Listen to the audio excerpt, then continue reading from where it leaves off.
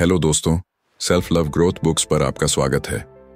हम आपके लिए हर दिन एक नई और प्रेरणादायक ऑडियो बुक लेकर आते हैं, तो चैनल को सब्सक्राइब कीजिए और सुनिए आज का यह असाधारण और जीवन बदलने वाला ऑडियो बुक।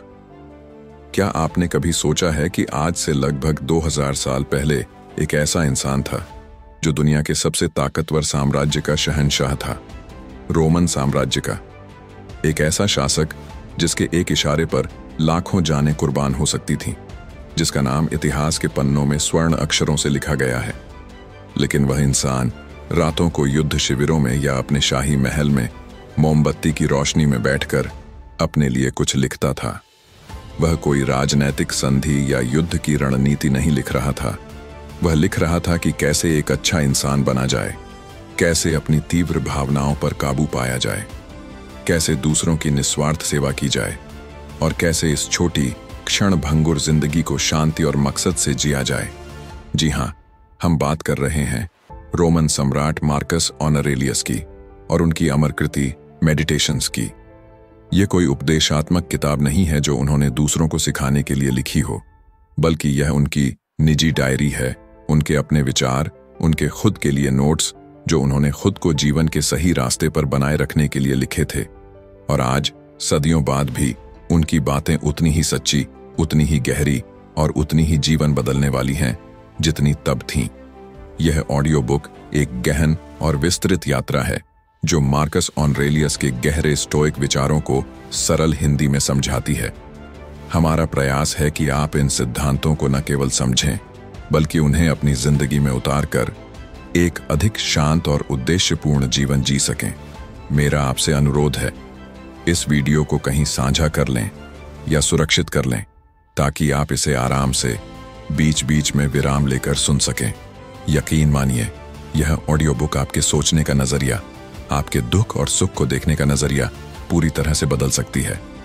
तो चलिए शुरू करते हैं एक ऐसे सफर पर जो आपको आपके अंदर छुपी हुई आत्मिक ताकत से मिलाएगा। अध्याय 1।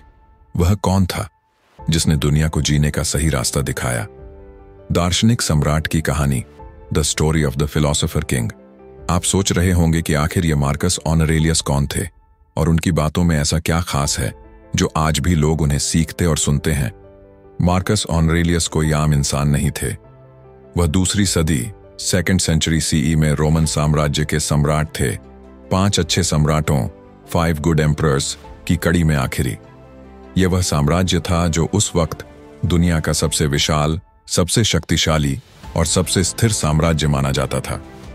कल्पना कीजिए, एक ऐसा इंसान जिसके पास बेइंतहा दौलत, बेपनाह ताकत और निरंकुश अधिकार हो। अक्सर इतनी शक्ति किसी भी इंसान को मगरूर, लापरवाह और सच्चाई से दूर कर देती है। इतिहास ऐसे शासकों के उदाहरणों से भरा पड़ा है जो सत्ता के नशे में चूर होकर तानाशाह बन गए। लेकिन मार्कस ऑनरेलियस ऐसे नहीं थे। उनकी पहचान उनके शासन से ज्यादा उनके दर्शन, फिलॉसफी से थी। उन्हें बचपन से ही दर्शन शास्त्र से गहरा लगाव था, खासकर स्टोइक फिलॉसफी से। स्टोइकवाद, स्टोइसिज्म, वह दर्शन है जो हमें सिखाता है कि हम बाहरी परिस्थितियों की परवाह किए बिना अपने अंदरूनी सुकून, खुशी और चरित्र को कैसे बनाए रख सकते हैं। मार्कस ने अपनी जिंदगी का ज्यादातर हिस्सा शाही विलासिता में नहीं, बल्कि युद्ध के मैदानों पर बिताया या फिर साम्राज्य की अनगिनत मुश्किलों को सुलझाते हुए। उनके शासनकाल में भयानक प्लेग, एंटोनाइन प्लेग, फैला। जर्मनिक जनजातियों से लंबे और थका देने वाले युद्ध हुए और उनके अपने भरोसेमंद लोगों द्वारा गद्दारियां भी हुईं। बहुत कुछ हुआ उनकी जिंदगी में जो किसी भी आम इंसान को तोड़ सकता था। लेकिन इन सब के बीच भी वह हर रोज अपने लिए वक्त निकालते थे और लिखते थे।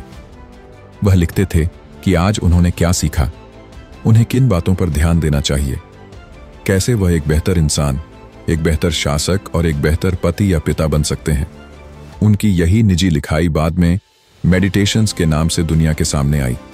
ये उनके खुद के लिए नोट्स थे, खुद को याद दिलाने के लिए कि सही मार्ग क्या है। और शायद इसीलिए यह इतनी सच्ची और दिल को छूने वाली है।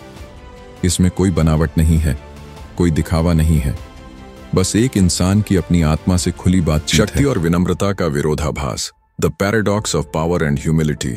मार्कस की कलम से निकले हर शब्द में एक साधक की सच्चाई झलकती है, एक ऐसे व्यक्ति की जो निरंतर आत्मसुधार के मार्ग पर चलने को संकल्पित था।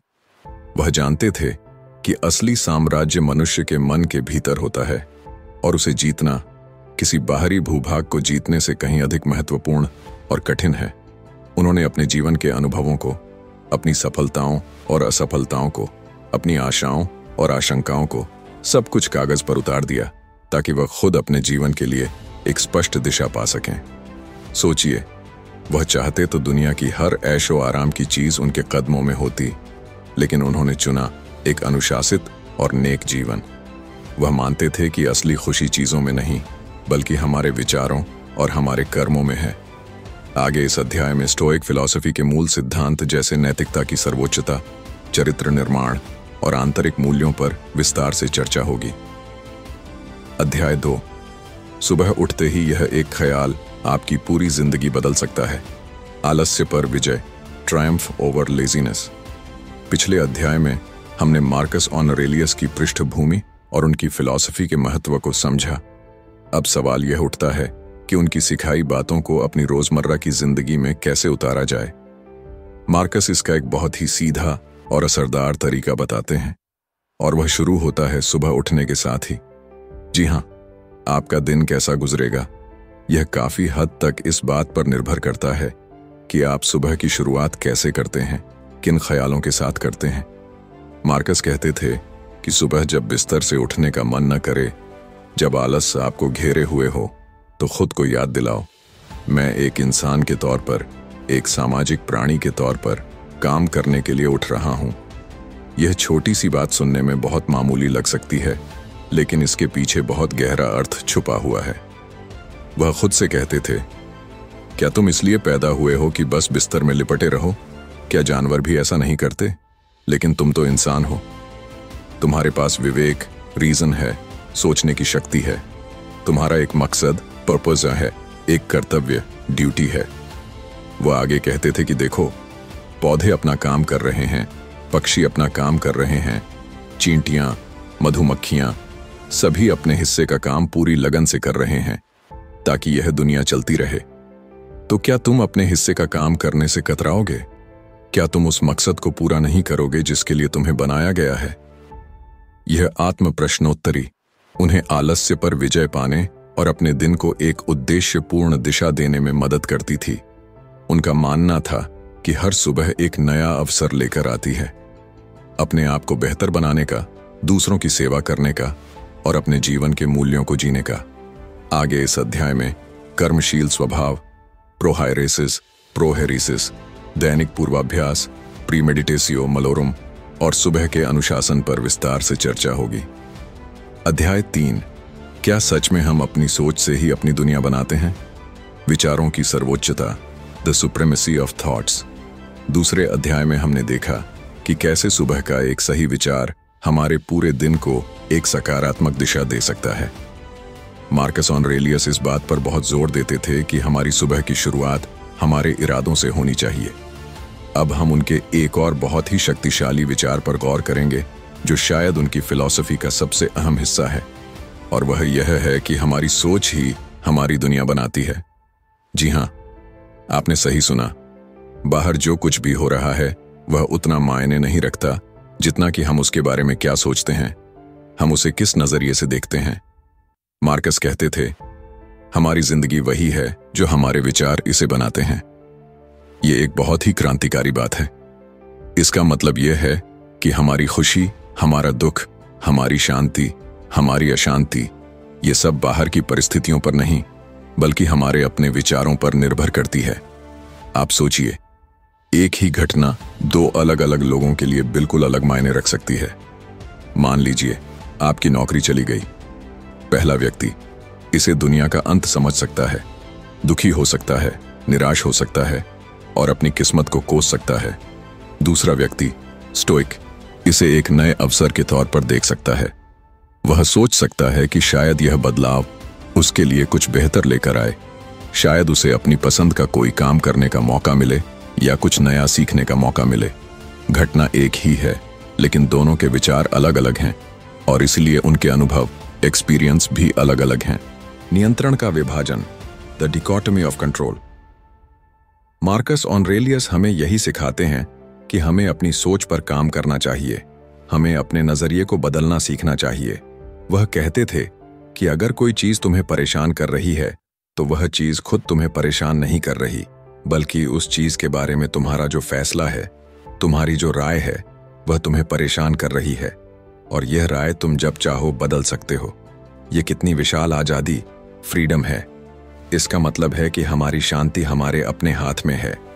हम बाहरी दुनिया को तो नहीं बदल सकते, हम दूसरों को नहीं बदल सकते, हम हर स्थिति को अपने मन मुताबिक नहीं बना सकते, लेकिन हम अपने विचारों को बदल सकते हैं।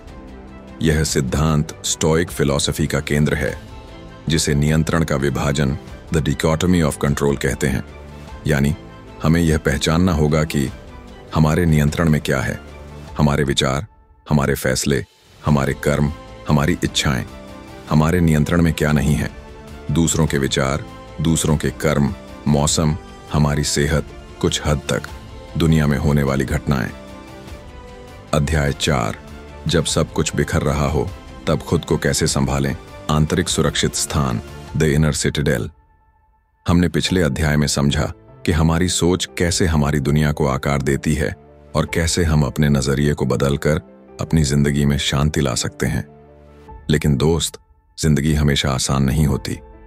कभी कभी ऐसे तूफान आते हैं, ऐसी मुश्किलें आती हैं जब लगता है कि सब कुछ बिखर रहा है, सब कुछ हाथ से छूट रहा है। ऐसे में सकारात्मक सोचना, शांत रहना बहुत मुश्किल हो जाता है। तब क्या करें? मार्कस ऑरेलियस हमें एक बहुत ही खूबसूरत और शक्तिशाली उपाय बताते हैं। हमारे मन का आंतरिक सुरक्षित स्थान या इनर सिटाडेल। यह क्या है? यह कोई असली किला नहीं है, बल्कि हमारे अंदर की वह जगह है, हमारी आत्मा का वह कोना है जहां बाहरी दुनिया का कोई शोर, कोई परेशानी हमें छू नहीं सकती। यह हमारी अपनी बनाई हुई सुरक्षित जगह है जहां हम हमेशा सुकून पा सकते हैं, चाहे बाहर कितनी भी उथल पुथल क्यों न मची हो। मार्कस कहते थे कि लोग अक्सर शांति की तलाश में पर्वतों पर जाते हैं या समंदर किनारे जाते हैं, लेकिन सबसे शांत जगह तो हमारे अपने अंदर ही मौजूद है। हमें बस वहां जाना सीखना है। यह हमारा मन, माइंड है, हमारी चेतना, कॉन्शियसनेस है, जहां हम अपने विचारों को नियंत्रित कर सकते हैं, जहां हम अपनी भावनाओं को समझ सकते हैं और जहां हम बाहरी घटनाओं से खुद को अलग कर सकते हैं। अध्याय 5, समय की नश्वरता। हर पल को आखिरी पल की तरह जियो। मूल सिद्धांत, memento mori, remember you will die, और इम्परमानेंस, अनित्यता। पिछले अध्यायों में हमने अपने विचारों पर नियंत्रण और अपने आंतरिक किले में शरण लेने का मार्ग सीखा, लेकिन मार्कस ऑरेलियस हमें एक और कठोर और आवश्यक सत्य की ओर ले जाते हैं, समय की नश्वरता, द ट्रांजिएंस ऑफ टाइम। वह हमें बार बार याद दिलाते हैं कि हमारा जीवन कितना क्षण भंगुर है और हमें यह सच्चाई स्वीकार करनी चाहिए कि हम सभी एक दिन मरेंगे। यह कोई नकारात्मक सोच नहीं है, बल्कि सबसे बड़ी प्रेरणा है। जीवन की छोटी सी अवधि, मार्कस कहते थे, तुम कल मरने वाले हो, इस तरह से जियो। यह उपदेश हमें हर व्यर्थ की चिंता और अनावश्यक क्रोध से मुक्त करता है। क्यों? क्योंकि जब आप जानते हैं कि आपके पास सीमित समय है, तो आप छोटी छोटी बातों पर झगड़ना, ईर्ष्या करना या समय बर्बाद करना बंद कर देते हैं। आप अपनी ऊर्जा केवल उन कार्यों पर लगाते हैं जो वास्तव में मायने रखते हैं, आपका चरित्र, आपका कर्तव्य और दूसरों के प्रति आपकी भलाई। तुम्हारा जीवन एक क्षण है, अस्तित्व का सार बदलता रहता है, इंद्रियां धुंधली हैं, तुम्हारे शरीर का पूरा ताना बाना क्षय होने वाला है, आत्मा एक अशांत भंवर है, भाग्य का निर्धारण अस्पष्ट है और यश अनिश्चित है। यह हमें याद दिलाता है कि जीवन एक नाटक है और हमें इसमें अपना रोल अच्छी तरह निभाना है, यह जाने बिना कि पर्दा कब गिर जाएगा। इस सच्चाई को स्वीकार करने से ही हम डर पर काबू पा सकते हैं। हम मृत्यु से इसीलिए डरते हैं क्योंकि हम जीवन की अनित्यता को स्वीकार नहीं करते। स्टोइक हमें सिखाता है कि जो चीज अपरिहार्य है उसके बारे में परेशान होना व्यर्थ है। कल की चिंता से मुक्ति स्टोइकवाद हमें सिखाता है कि वर्तमान क्षण, द प्रेजेंट मोमेंट, ही एकमात्र समय है जो हमारे नियंत्रण में है। अतीत जा चुका है और भविष्य अनिश्चित है। जब आप भविष्य की चिंता करते हैं तो आप अपनी ऊर्जा ऐसी चीजों पर खर्च करते हैं जो आपके नियंत्रण में नहीं है। जब आप अतीत के पछतावे में जीते हैं तो आप वर्तमान के अवसर को खो देते हैं। मार्कस की दृष्टि में अनित्यता का ज्ञान हमें आज में जीने और आज ही एक बेहतर इंसान बनने के लिए प्रेरित करता है। अगर आपको पता है कि यह आपका आखिरी दिन है, तो क्या आप अपना समय टीवी देखने या किसी पर गुस्सा करने में बिताएंगे? नहीं, आप प्रेम करेंगे, आप दयालु होंगे, आप अपना कर्तव्य निभाएंगे। अध्याय 6, प्रकृति के साथ तालमेल, कायनात की व्यवस्था को स्वीकार करना, मूल सिद्धांत, living in accordance with nature, प्रकृति के अनुरूप जीना, और कॉस्मिक ऑर्डर, ब्रह्मांडीय व्यवस्था। मार्कस के दर्शन में प्रकृति, नेचर, केवल बाहरी दुनिया नहीं है। यह एक नियम है, एक ब्रह्मांडीय व्यवस्था है जिससे हम सभी बंधे हुए हैं। प्रकृति के साथ तालमेल बिठाकर जीने का अर्थ है उन चीजों को स्वीकार करना जो हमारे नियंत्रण से बाहर हैं और इस महान ब्रह्मांडीय नाटक में अपनी सही जगह को समझना। कायनात का अटूट नियम स्टोइक मानते थे कि यह पूरी कायनात एक तर्कसंगत और व्यवस्थित नियम लोगोस से बंधी हुई है। सब कुछ एक कारण और परिणाम के चक्र में है। जब हम इस नियम के अनुसार चलते हैं, यानी जब हम चीजों को वैसे ही स्वीकार करते हैं जैसे वे हैं, तब हमें शांति मिलती है। बारिश होना, सर्दी का आना, किसी प्रियजन की मृत्यु, युद्ध का फैलना, ये सब प्रकृति का हिस्सा है। ये हमारे नियंत्रण में नहीं है। जब हम इन चीजों का विरोध करते हैं तो हम केवल दुखी होते हैं। जो भी पूरी कायनात के लिए अच्छा है वह तुम्हारे लिए भी अच्छा है। यह विचार एक गहरी स्वीकृति, डीप एक्सेप्टेंस की मांग करता है। इसका मतलब है कि हर घटना, चाहे वह हमें अच्छी लगे या बुरी, किसी बड़े उद्देश्य को पूरा करती है। हमारी चुनौती यह नहीं है कि हम घटनाओं को बदलें, बल्कि यह है कि हम उन्हें सही नजरिए से देखें और उनसे सीखें। अपना काम करो, परिणाम की चिंता नहीं। प्रकृति के अनुरूप जीने का एक और अर्थ है कि आप मनुष्य के रूप में अपने स्वाभाविक कर्तव्य, ह्यूमन ड्यूटी का पालन करें। एक चींटी का स्वभाव है काम करना, एक पेड़ का स्वभाव है फल देना। हमारा स्वभाव क्या है? विवेक, रीजन का उपयोग करना और सामाजिक भलाई, सोशल गुड में योगदान देना। जब हम अपने स्वाभाविक कर्म से विमुख होते हैं, तभी हम असंतोष और बेचैनी का अनुभव करते हैं। मार्कस हमें सिखाते हैं कि हमें सिर्फ अपने काम पर ध्यान देना चाहिए, बाकी सब प्रकृति खुद संभाल लेगी। अध्याय 7, मृत्यु का सामना, भय से मुक्ति और जीवन का सही मूल्यांकन, मूल सिद्धांत, कॉन्टेम्पलेशन ऑफ डेथ, मृत्यु पर विचार, और फियरलेसनेस, निर्भयता। मृत्यु की नश्वरता के विचार को और आगे बढ़ाते हुए मार्कस ऑरेलियस हमें सिखाते हैं कि मृत्यु से डरना अज्ञानता, इग्नोरेंस है। वह मृत्यु को जीवन के एक अनिवार्य और स्वाभाविक भाग के रूप में देखते हैं, न कि एक भयानक अंत के रूप में। मृत्यु क्यों नहीं डरने लायक है?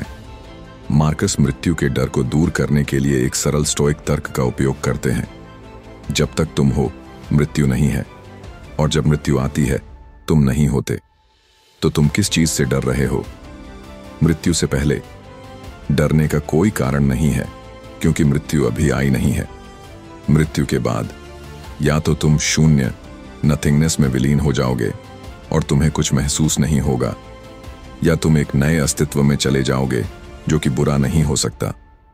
डर का मुख्य कारण अज्ञात, द अननोन है, और मार्कस हमें तर्क का उपयोग करके इस अज्ञात को समझने के लिए प्रेरित करते हैं।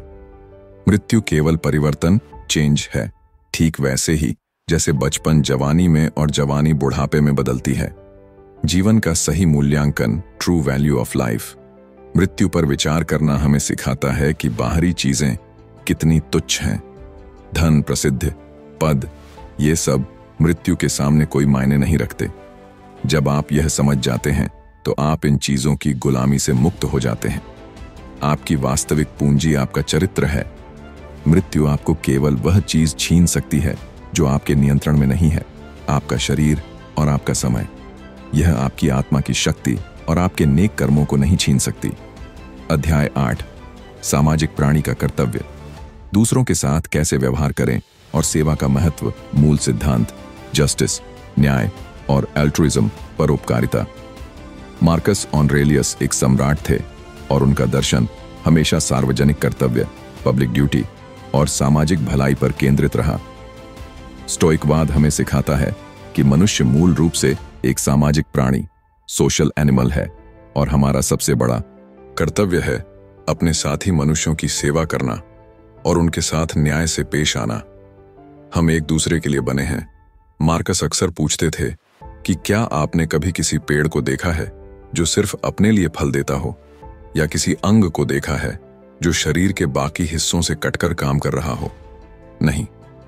जिस प्रकार आंख हाथ के लिए काम करती है और हाथ पैर के लिए, उसी प्रकार हम एक दूसरे के लिए बने हैं।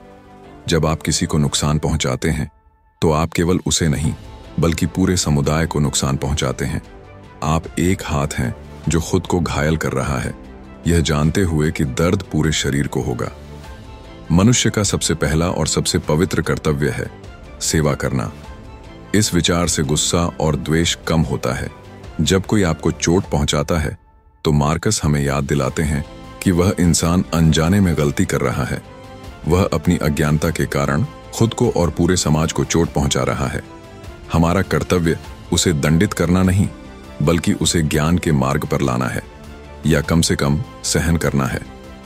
न्याय और दया का संतुलन। न्याय, जस्टिस का अर्थ केवल कानून का पालन करना नहीं है बल्कि हमेशा सही काम करना है, चाहे कोई देख रहा हो या नहीं। मार्कस का न्याय का सिद्धांत दया, काइंडनेस और सहनशीलता, टॉलरेंस से भरा था।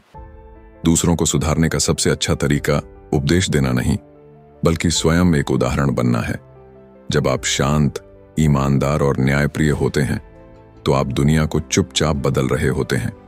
इस अध्याय में सामाजिक प्रकृति की अनिवार्यता, दूसरों की सेवा को आत्मविकास का हिस्सा मानना, क्रोध और द्वेष को सामाजिक कर्तव्य से दूर करना और न्याय का स्टोइक अर्थ पर विस्तार से 3000+ शब्दों में चर्चा होगी।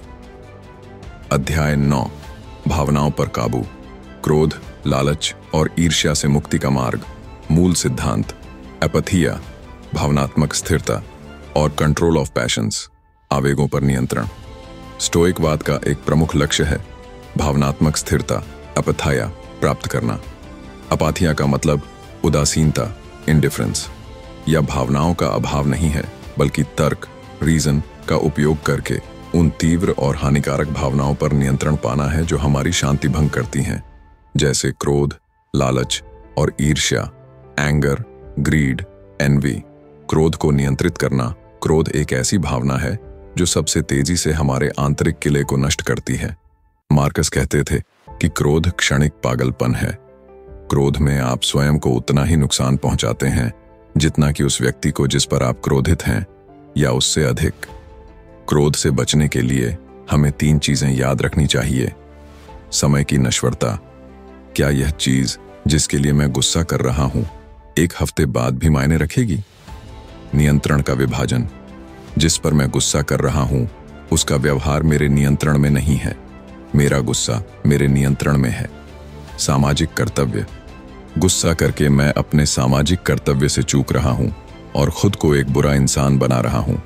लालच और ईर्ष्या से मुक्ति। लालच और ईर्ष्या दोनों ही इस गलत धारणा पर आधारित हैं कि खुशी बाहरी चीजों में है। मार्कस हमें याद दिलाते हैं कि बाहरी चीजें जैसे धन और प्रसिद्धि न तो अच्छी हैं और न बुरी। इंडिफरेंस।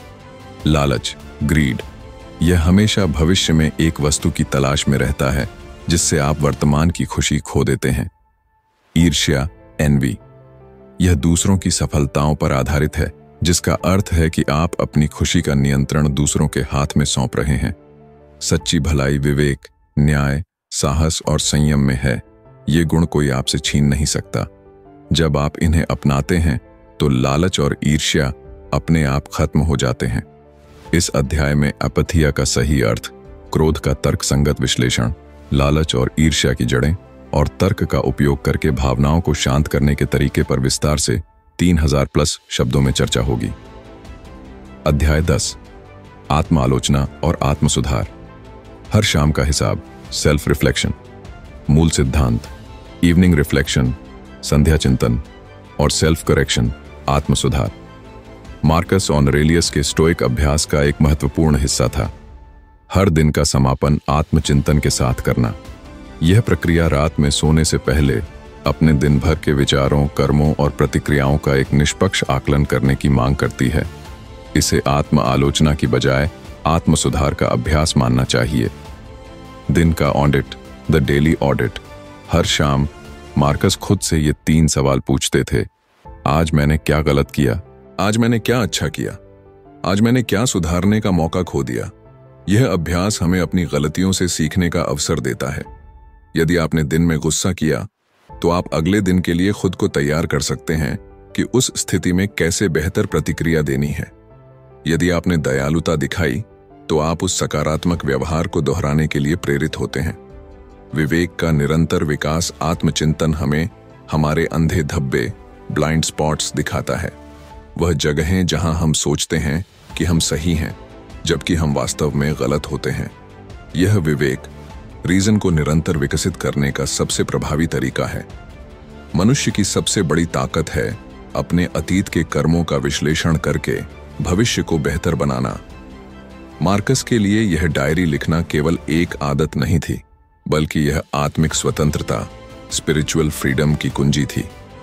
जब हम अपनी गलतियों का सामना करते हैं, तो हम उन्हें नियंत्रित कर पाते हैं। जब तक हम उन्हें अनदेखा करते हैं, वे हमें नियंत्रित करती रहती हैं।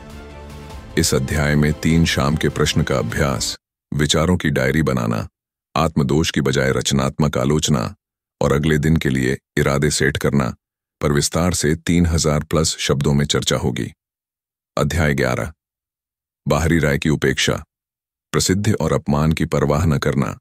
मूल सिद्धांत, इंडिफरेंस टू एक्सटर्नल्स, बाहरी चीजों के प्रति उदासीनता और द फॉली ऑफ फेम, प्रसिद्ध की मूर्खता।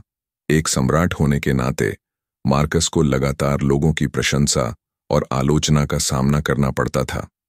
उन्होंने सिखाया कि हमें बाहरी राय, एक्सटर्नल ओपिनियन, चाहे वह प्रशंसा हो या अपमान, के प्रति उदासीन, इंडिफरेंट होना चाहिए। प्रसिद्धि का भ्रम, प्रसिद्ध, फेम की चाहत स्टोइक के लिए एक सबसे बड़ी मूर्खता है। क्यों? यह क्षणभंगुर है। जिस व्यक्ति की आप प्रशंसा चाहते हैं, वह जल्द ही मर जाएगा। यह अस्थिर है। लोग आज आपकी प्रशंसा करते हैं, कल आलोचना करेंगे। यह नियंत्रण से बाहर है। यह बेकार है। मृत्यु के बाद प्रसिद्धि का कोई मूल्य नहीं है। मार्कस कहते थे, तुम चाहते हो कि लोग तुम्हें याद रखें? उन लोगों को देखो जो 200 साल पहले मर गए। उन्हें कितने लोग याद रखते हैं? हमारी ऊर्जा दूसरों को प्रभावित करने में नहीं, बल्कि सही काम करने में लगनी चाहिए।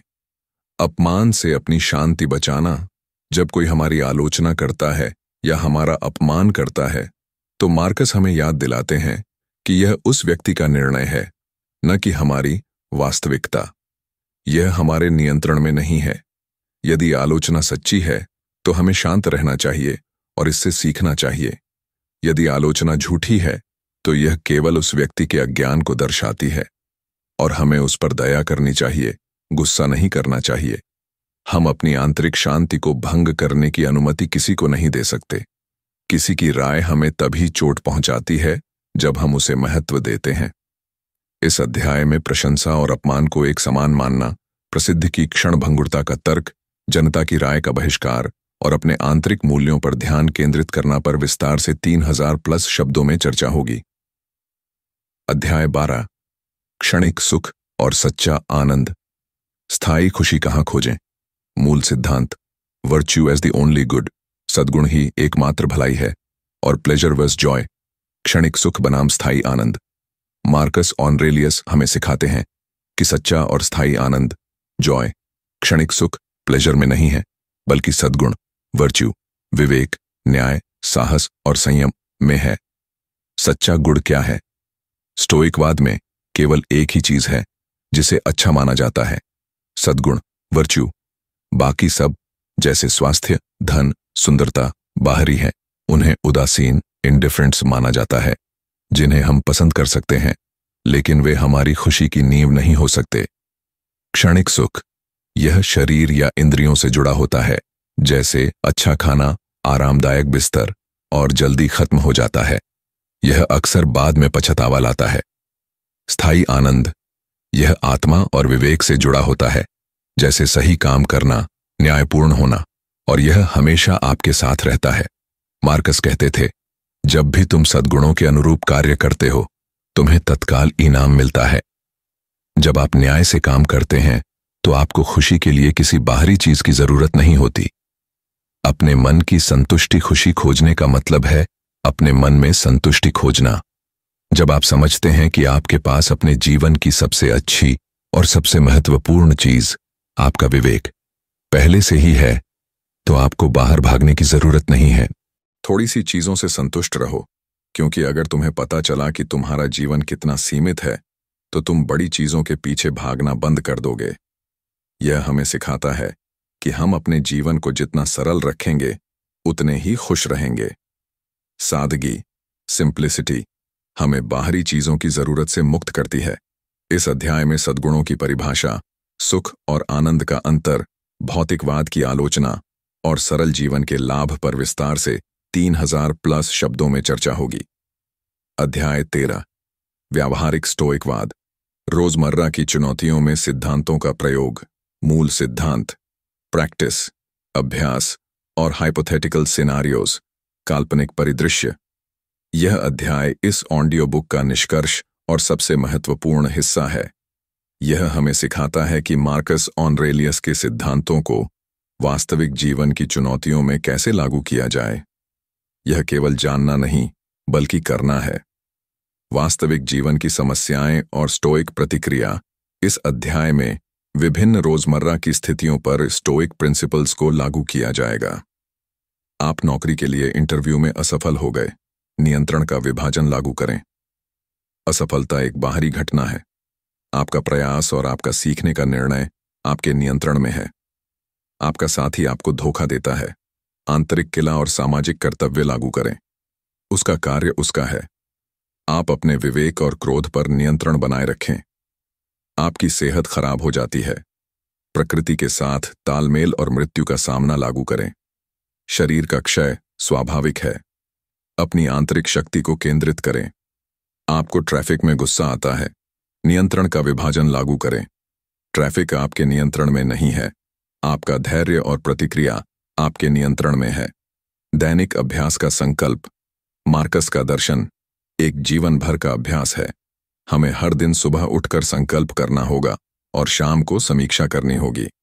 निष्कर्ष, मार्कस का अंतिम संदेश, जीवन भर का अभ्यास। सारांश और अंतिम प्रेरणा। इस विस्तृत यात्रा में हमने मार्कस ऑरेलियस के 12 सबसे शक्तिशाली स्टोइक सिद्धांतों को समझा, विचारों की शक्ति से लेकर मृत्यु की स्वीकार्यता तक। ये कोई आसान रास्ता नहीं है, बल्कि निरंतर संघर्ष का मार्ग है। एक ऐसा संघर्ष जो हमारे बाहरी दुनिया से नहीं, बल्कि हमारे अपने मन से है। मार्कस का अंतिम संदेश सरल है। जीवन एक खेल नहीं है, बल्कि एक गंभीर कर्तव्य है। तुम एक तर्कसंगत सामाजिक प्राणी हो। अच्छा बनो, शांति से जियो। आप कोई सम्राट नहीं है, लेकिन आपके पास मार्कस जितनी ही आत्मिक शक्ति है। आपकी सबसे बड़ी दौलत आपका विवेक है। आपका सबसे बड़ा शत्रु आपका अनियंत्रित मन है। आपका सबसे बड़ा कर्तव्य स्वयं को एक नेक और उपयोगी इंसान बनाना है। इस ऑडियो बुक को खत्म करने का मतलब है कि अब आप जानकार हैं। असली काम अब शुरू होता है। अपने जीवन के हर क्षण में, अपने हर विचार में स्टोइक बनने का अभ्यास करना। निष्कर्ष, मार्कस का अंतिम संदेश, जीवन भर का अभ्यास। सारांश और अंतिम प्रेरणा। Summary and final inspiration. हमने रोमन सम्राट और दार्शनिक मार्कस ऑरेलियस की अमर कृति मेडिटेशंस के 12 सबसे शक्तिशाली स्टोइक सिद्धांतों को गहराई से समझा है। हमने सीखा कि अध्याय 2 और 3 के अनुसार हमारी सोच ही हमारी दुनिया बनाती है और हमें अपनी पूरी ऊर्जा नियंत्रण के विभाजन के सिद्धांत पर केंद्रित करनी चाहिए। अध्याय 4 में हमने सीखा कि कैसे आंतरिक किला, इनर सिटाडेल, हर विपत्ति और बाहरी शोर से हमारी रक्षा करता है। अध्याय 5 और 7 में हमने समय की नश्वरता और मृत्यु की स्वीकार्यता के कठोर सत्य का सामना किया, जिससे भय समाप्त होता है और जीवन को सार्थकता मिलती है। अध्याय 8 में हमने मनुष्य के सामाजिक कर्तव्य और न्याय के महत्व को समझा, यह जानते हुए कि हम एक दूसरे के लिए बने हैं। अध्याय 9 में हमने तर्क रीजन का उपयोग करके क्रोध, लालच और ईर्ष्या जैसे हानिकारक आवेगों पर विजय प्राप्त करने का मार्ग जाना। अध्याय 11 और 12 में हमने सीखा कि बाहरी राय और क्षणिक सुख दोनों ही व्यर्थ हैं और केवल सद्गुण वर्च्यू ही एकमात्र और स्थायी भलाई है।